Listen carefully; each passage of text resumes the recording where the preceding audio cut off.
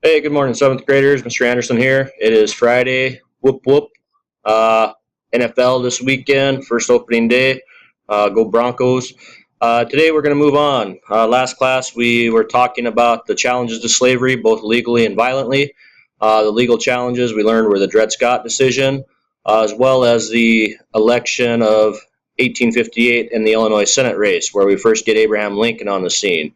Now, if you guys remember, Lincoln lost, but he gained a lot of popularity in the American society and the American political circles.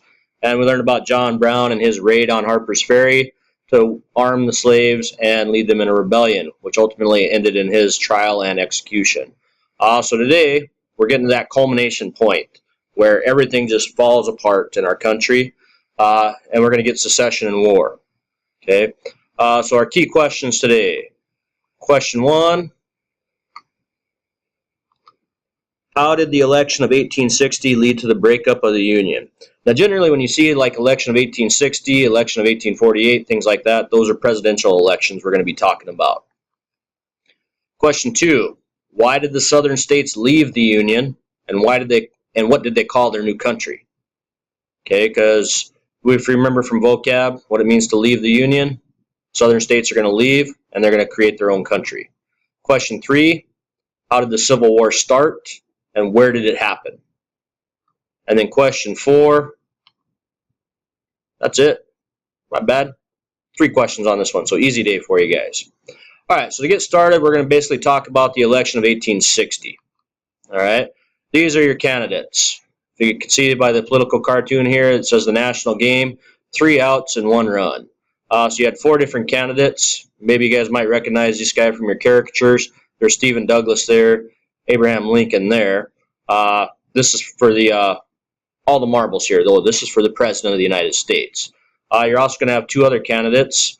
The Constitutional Union Party candidate, John Bell, over here, and another Democrat's going to run for president. This guy is from the South, Democrat from the South, Mr. John Breckinridge. Okay, so those are going to be our candidates for the election of 1860, and this is going to be an important election because this is going to be the election that decides what's really going to happen with slavery. Now, so the election of 1860, 4 candidates in the election because pro-slavery and anti-slavery factions of the Democratic Party chose different candidates. Other Southerners formed their own party, which was called the Constitutional Union Party. All right. Now, this is going to be a big deal, having 4 candidates for president. Normally, we only see 2 run for president. Okay. And we'll talk about why this is going to be a big deal here in just a moment. Our first candidate, the Republican candidate, was Abraham Lincoln. So you see, it looks a little different than he did during the Illinois Senate election. Next candidate, John Breckinridge, Southern Democrat. Okay, he was also a war hero in the Mexican-American War. He's running as the Democratic candidate for the South. Then we have John Bell, who was part of the new party, the Constitutional Union Party. And finally, Stephen Douglas. Okay, Stephen Douglas was the Democrat who was supposed to be president after this election. Okay, so a pretty strong political power in this time period.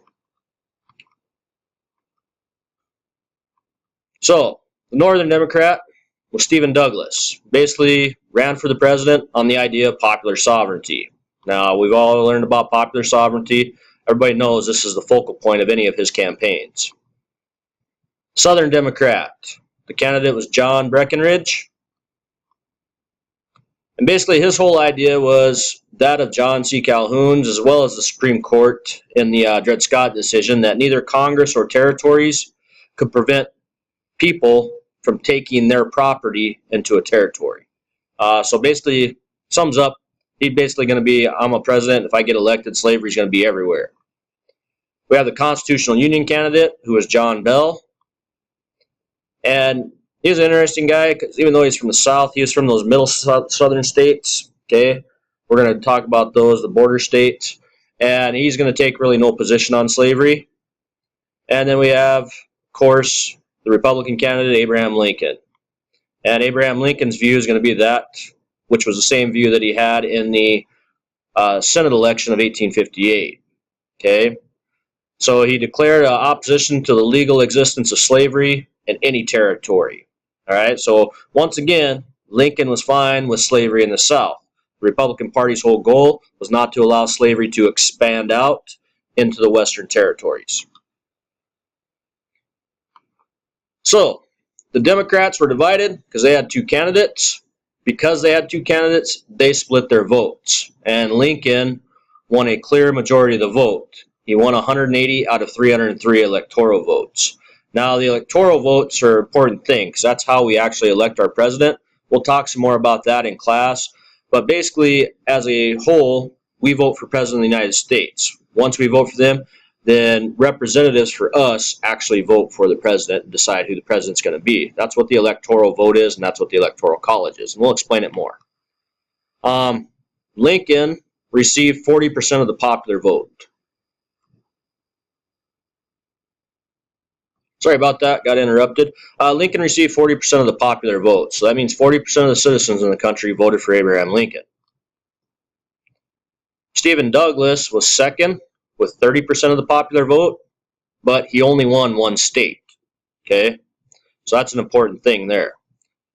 And we had Breckinridge sweeping all the southern states. So Breckinridge won all the southern states, and Bell won all the border states. So when it comes down to it, if you look at the numbers, okay, Lincoln was first with 40% of the vote, Douglas was second, Breckinridge and Bell were third with the popular vote. But with the electoral vote, Lincoln was first with 180 votes, followed by Breckinridge, Bell, and then Douglas. Because Douglas only won one state, he finished last in the electoral voting. Now, what this means, okay, the South was threatening that if Abraham Lincoln became president, they would secede. Just like before, I always said the South throws their temper tantrums and threatened to secede. Well, this time they mean it. Okay. After South Carolina learned that Lincoln had won the election, it responded by seceding from the Union. So South Carolina is the first state that leaves the United States.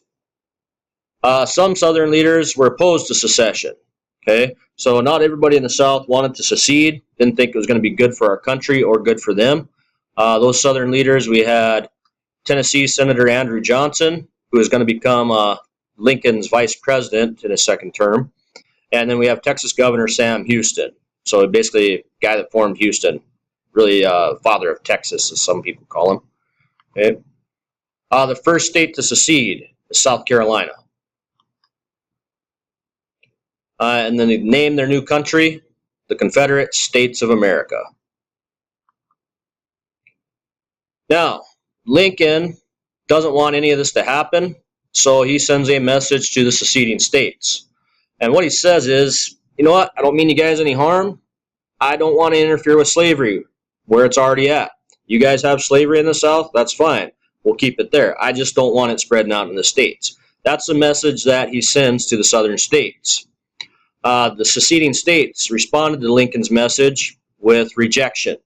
Okay, so they're like, don't believe him, even though he's basically clearly stated at all times that he wasn't going to affect slavery in the South, just in the Western territories. Okay, so they reject his message, and then they also seize federal property within southern borders. So federal forts, federal arsenals, everything in the South that belonged to the United States government, the Confederate government seized and took control of. And then we get other states seceding after that as well. Over on the little box right there where it says secession, should have a little area there. I want you to write down the Confederate states so you have them. To start out with, we have Texas, Louisiana, Mississippi, Alabama, Florida, Georgia, and South Carolina. Those are the first states to secede from the Union. The first one altogether was South Carolina. All the other ones followed them. So, this is what our country's going to look like now. Divided. All right? You have the Union, which consisted of Oregon, California, Kansas, Iowa, Minnesota, Wisconsin, Illinois, Indiana, Ohio, Pennsylvania, New Jersey, New York, Connecticut, Rhode Island, Massachusetts, New Hampshire, Vermont, Maine.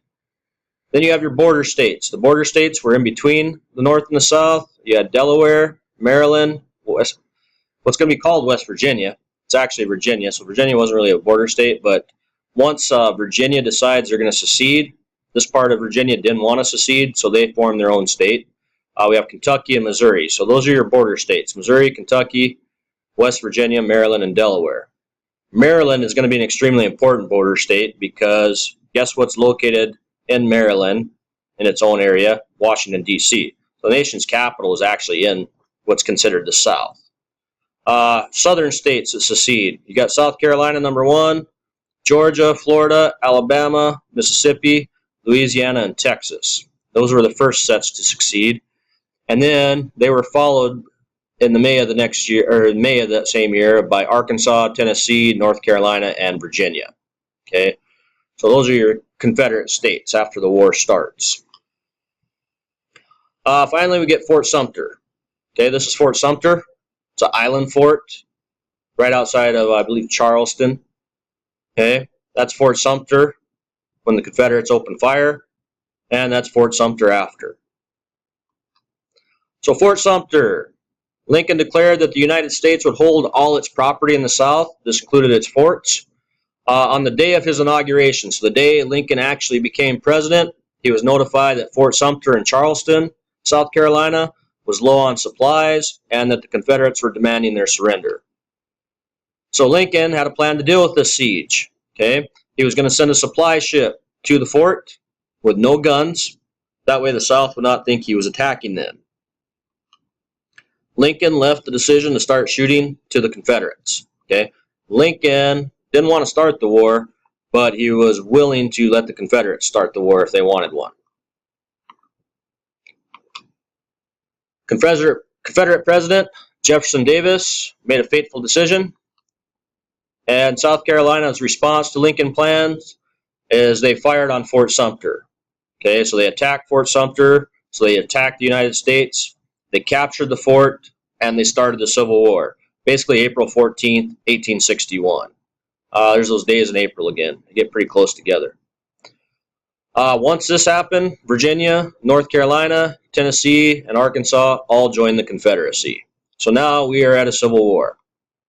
Okay, and that ends our causes of the Civil War.